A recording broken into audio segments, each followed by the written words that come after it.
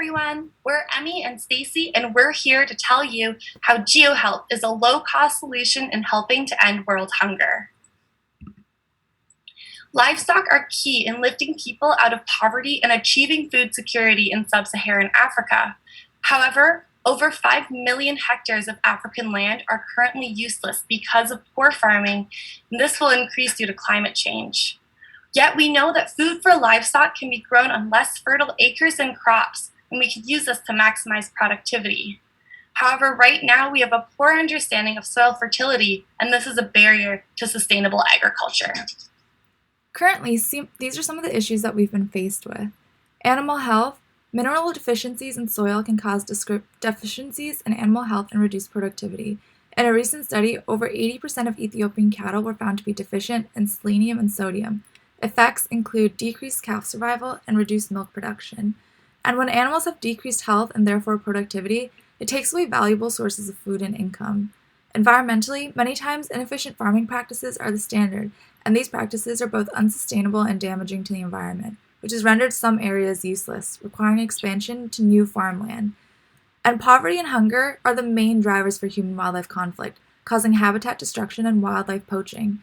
As the local Ugandan resident said, if people had alternative livelihoods, then they would leave the animals alone. Right now, we have no good solutions. In sub-Saharan Africa, farmers traditionally follow destructive farming practices without considering soil health. Whereas in the United States, we do have access to soil lab testing, animal blood work, and this is really useful. However, it is very cost prohibitive to implement in developing countries. Instead, NGOs currently rely on guidance such as crop rotation explanation, but this is not specialized to individual regions or even between sections of individual farms. So our idea is to use free open source satellite data to look at geological patterns that'll then provide us information about the mineral composition of these grazing lands. We'll use machine learning so that we can analyze a large part of land accurately to the acre and in real time. Most importantly, this will be a free app for farmers. It'll provide insights into identifying better grazing pastures and nutrient deficiencies.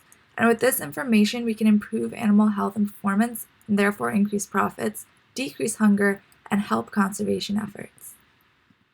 Machine learning is scary, so I'm going to keep it simple. First, we'll acquire satellite imagery data sets. Then, we'll train our neural network model. And 3, we'll be able to predict soil health. And we can do this using satellite imagery, and we can use recent weather trends and common mineral assemblages of each rock. From that, we can infer what chemical elements are present and therefore available for animals. Without even thinking about NGO support, we know that 0.1% of the total funding for food and agriculture by the sub-Saharan African governments would allow for $379 million available in funding, far above our minimal startup costs. In exchange, our predictions estimate that we can increase revenue and GDP by $23.6 million per year. This year, we'll partner with NGOs such as Heifer International and Send a Cow and other governments for funding to help us create and launch GeoHealth. In 2023, we'll improve our machine learning algorithms to predict livestock performance and impacts from climate change. In 2024, we hope to share our software and data with research and conservation organizations to help monitor wildlife. And in 2025, we hope to expand into Asia. Finally, this is the team that's going to make it happen. Thank you so much.